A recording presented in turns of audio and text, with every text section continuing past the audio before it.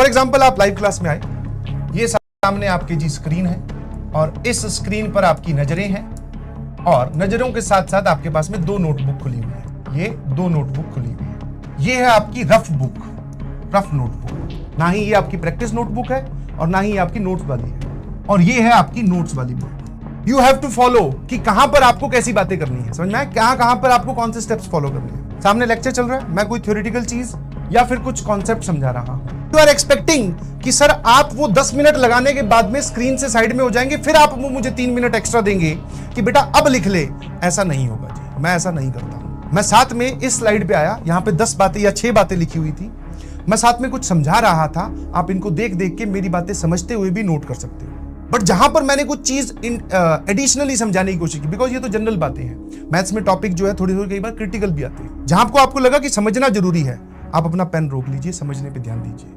Because notes की तो PDF आपको लेक्चर के बाद में मिल ही जाएगी। समझाने वाले के लिए आपको फिर वीडियो लेक्चर देखना पड़ेगा, that is a time taking process. तो आपके सामने कुछ आया, जितना आप उसमें से लिख सकते हो फ्री हैंड रहते हुए, उस लिखने में भी आपकी फर्स्ट प्रायोरिटी समझना होना चाहिए। समझने के बाद में आप कुछ ऐसी बातें बोल रहे हो या फिर आप भी हमारे साथ साथ में लिख रहे हो, तो आप भी मेरे साथ साथ में लिख सकते हो कि हाँ आपने ये बोला, बट हाँ आप बोल रहे हो कि समझो भाई ये बात इंपॉर्टेंट है, तो पेन छोड़ देना, समझने पे ध्यान देना है, एकदम आंखें और दिमाग खोल के। तो जैसे भी मैं स्लाइड पे जाऊं, आपको कुछ दिख रहा है, आप अपनी नोट्स में लिखना स्टार्ट करो। मैंने बोला समझना है, रुक जाओ, ठीक है सर रुक गए, बट आपने समझाने के बाद में तुरंत अगली स्लाइड पे चले गए। हमारे तो 5 पॉइंट रह गए, अभी भी 3 ही लिख पाए थे, 2 पॉइंट रह गए, कोई बात नहीं, उतनी जगह छोड़ दे, वो आपको क्लास कंप्लीट होने के बाद में। फिर डायरेक्टली मैं आ गया सवाल पर, ठीक है।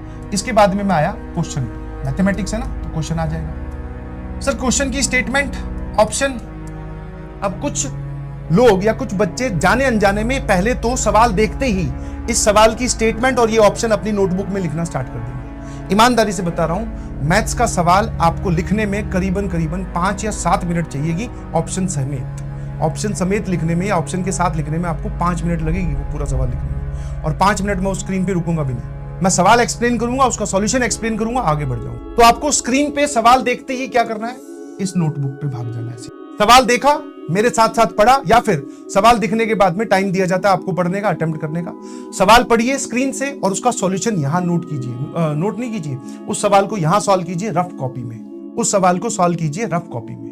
तो मतलब मैं क्या एक्सप्लेन करना चाह रहा हूं, अगर आपकी मैथ्स की क्लास में सवाल आया है तो ये वाली नोटबुक का तो काम ही जीरो हो गया, इसको साइड में कर दो, इसको आगे ले आओ। पेन अब जो है आपका रफ कॉपी में चलेगा, आड़ा तिरछा, जैसे भी आप रफ कॉपी में काम करते हैं वैसे। मेरे बराबर सॉल्व कर पाए, बहुत अच्छी बात। सॉल्यूशन सही आ गया, बहुत अच्छी बात। नहीं सही आया, फिर जो मैं समझा रहा हूं उस पर ध्यान दीजिए। समझ में? आपको क्वेश्चन अटेम्प्ट करने का टाइम दिया जाएगा, नोट्स बनाने का टाइम नहीं दिया जाएगा। तो आप जो है वो सर सॉल्यूशन फिर आपको लास्ट में, जैसे मान लो आपने ये इस पे सॉल्व किया, आंसर आपका सही आ गया, बहुत अच्छी बात। आंसर सही नहीं आया, समझो कि कहां पे गलती हुई। उसके बाद में अगर आपको लग रहा है कि सर अभी भी स्क्रीन पर है, कुछ बच्चे रिपीट बोल रहे हैं, सर अभी भी स्क्रीन पे रुके हुए हैं, बट मेरा तो ये सवाल सॉल्व हो गया, नाउ स्टार्ट राइटिंग। इस नोट्स बनाने में लिखना स्टार्ट कीजिए और उसमें भी पहले सॉल्यूशन लिख लो। आपको दिख जाएगा कि सवाल कितना बड़ा है, उतनी लाइन छोड़ दो, 2 या 3 लाइन छोड़ दो। अच्छा 2-3 लाइन से बड़ा सवाल हुआ, कोई बात नहीं, थोड़ा चींटी टाइप लिख लेना, पतला पतला लिख लेना। आपको सॉल्यूशन नोट करना है।